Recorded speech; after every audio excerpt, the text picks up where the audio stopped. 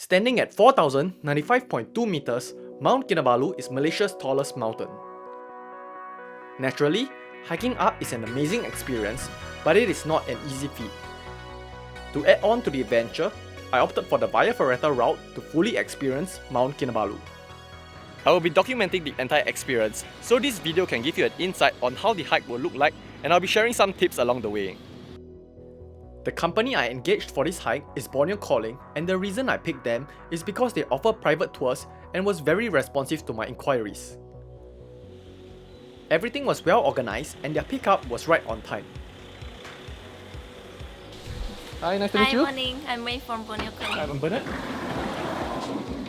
Hi, welcome to Kota Kinabalu. Thank you. The journey there is approximately 2 hours via car, and you can enjoy the scenery along the way. So to all the drone pilots out there, just to give you a heads up, you can't fly a drone in the Kinabalu Park HQ area, so there's also no point bringing it up for the hike because you can't fly it anyway. But what you can do is to make a pit stop before you enter the Park HQ area. So you can see Mount Kinabalu behind me, and here you can legally fly a drone according to my guide. So just a 15 minutes drive away from the viewpoint where I previously flew the drone is the Park HQ, and this is where we'll do our pre-climb registration.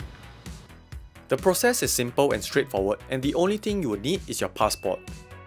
Your guide or driver will help you with the registration process. This is also where you will store your extra luggage during your climb. After registration, you can explore the surrounding areas. Kudasang is a beautiful town with amazing views. If you have more time on hand, you could go to Pouring Hot Springs, which is a 40 minutes drive away. There, you can soak yourself to relax your muscles before the big day. After the hot spring, I totally recommend checking out Desa Dairy Farm, where you get to enjoy fresh dairy products and get amazing views of Kinabalu Mountain. So after a long day of travelling and exploring the surrounding areas, we are now going to check into our accommodation, which is the Kinabalu Pine Resorts, and here we're going to rest and prepare for a hike tomorrow. I'm now going to pack my bag for the hike tomorrow, and here is my recommended list of items that you should bring along. Hiking sticks, a head torch, an outer layer that is waterproof and windproof, base layer, gloves, beanie, wool socks, down jacket, heat packs, water bottle, and last but not least, a camera. That is not necessary, but I would totally recommend it. I'm all done with my packing, and I'm going to go grab some dinner and get some rest. So see you guys tomorrow in the morning. Okay, so the big day has arrived. It's the 1st of March 2020. What a good way to start the month. It's currently 8:22 and we have opted to start a little earlier for the hike. The main bulk of the hikers will start at 9 AM and the earliest you can begin is 8 AM because that's where the gates open. You can't start any earlier even if you wanted to. Hi, please, your name tag, you have to wear it all the time. Okay, sure. So everyone will be issued a climber's ID and please check that your name is correct and this is to be worn at all times. Hello. Good morning. Nice to meet you. Your name is? Jamin. Jamin, okay. Hi, good morning. My name is Jamin. I started being a mountain guide from 2000 until now. 20 years already. 20 years? Yeah, 20 years. How many times have you climbed up? I climb 3 times a week. 3 times a week? Yeah. Okay, wow, that's a lot.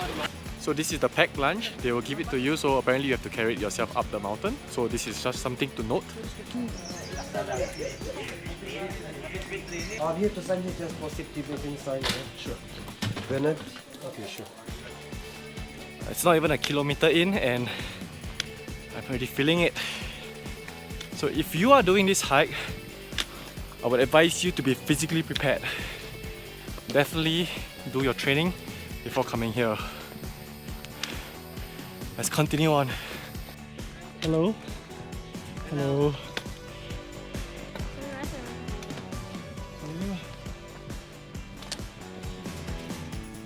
So that's a total of 6 kilometers and we are supposed to cover on average 1 hour for every kilometer. So yes, I'm pretty sure we can make the briefing on time with ample time to spare. So right ahead is our second checkpoint or second rest stop, Pondok Ubah. We didn't rest at the first stop, so we're going to take a short break here. This is at about the 1.4 kilometers mark. Whew. During the hike, do take some time to appreciate the large variety of plants along the trail. Hello? How are you feeling? Okay. Okay, it's a good workout, huh? You? Yeah, I'm feeling good, Good. So we are at checkpoint number 3, Pondok Lowi. And Pondok Low. So it seems like there's a toilet at every checkpoint, so that's a good thing. So after 2 hours and 44 minutes, oh wait, a squirrel interrupted me. Let me get footage of that first. So close. The wildlife here is not very shy. So anyways, I was saying, after 2 hours and 45 minutes, we are at rest stop number 4. It's about the 3.3 kilometers mark, so we are making good on time. We're gonna stop here for lunch. So yeah, let's see what they have prepared for us. Okay, come on, review the food. Da, da, da, da. The squirrel is very interested too. Like, what's for lunch? Oh Okay, it's bread and chicken. Is that chicken on the side? no. Not sure, I think so. Yes, so that's lunch. So you guys done the Via Ferrata route, or it's always just the... Never tried the Via Ferrata? Not yet. We are trying this time Via Ferrata. Yeah, correct. Thank you. Thank you. So after a 30 minutes lunch break, we are setting off again. So we have about half of the journey left, or slightly under half. And from what our guide told us, the rest of the trail will be equally as tough as the first half. Don't believe him. So my girlfriend was right. In my opinion, the second half of the hike is way tougher than the first half of the hike. So we are at rest stop number 5. I've been resting here for the past 5 minutes before I finally had the strength to continue vlogging. This is the 4 kilometer mark, and it's been 4 hours and 2 minutes.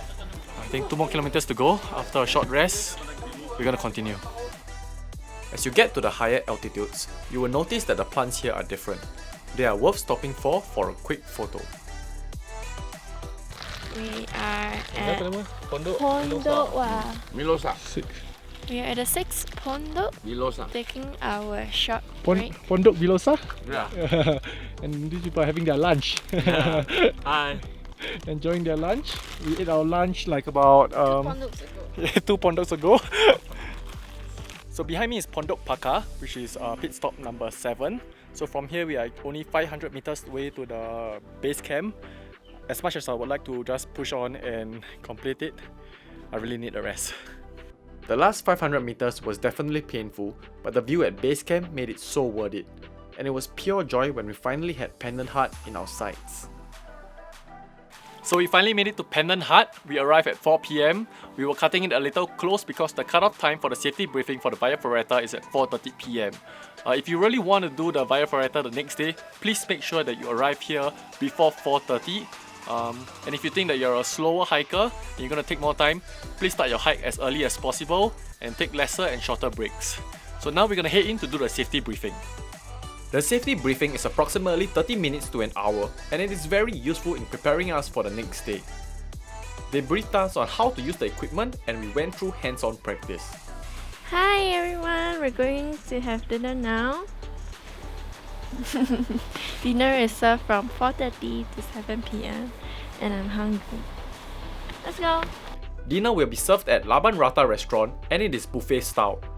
There is a balcony where you get to enjoy the sunset, and it is also a very nice place for a time lapse. At 2 AM, we push off for the summit. The distance from base camp to the summit is around 2.7 kilometers. To make it for the Via Ferrata cutoff time, we have to be at the summit by 6 AM and back at the 7.5 kilometer point by 7 AM.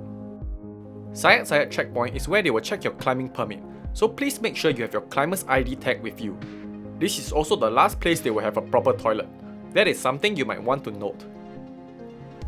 Despite the short distance to the peak, the climb is challenging. There are some steep portions that will actually require you to hold on to a rope to pull yourself up.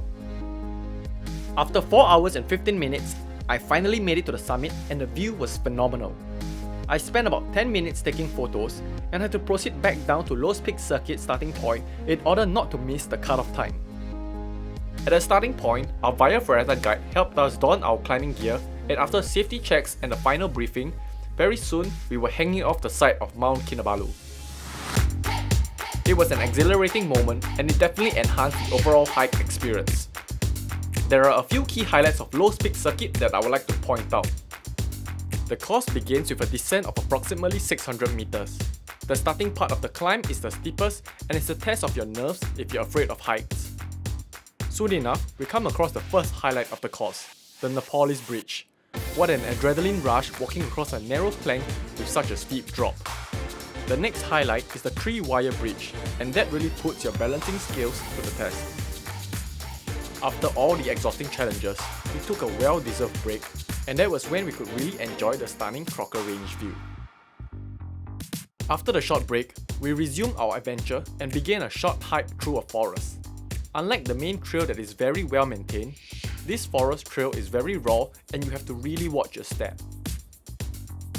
Here comes the final part of the course and arguably the most physically demanding portion, an ascent of around 300 meters.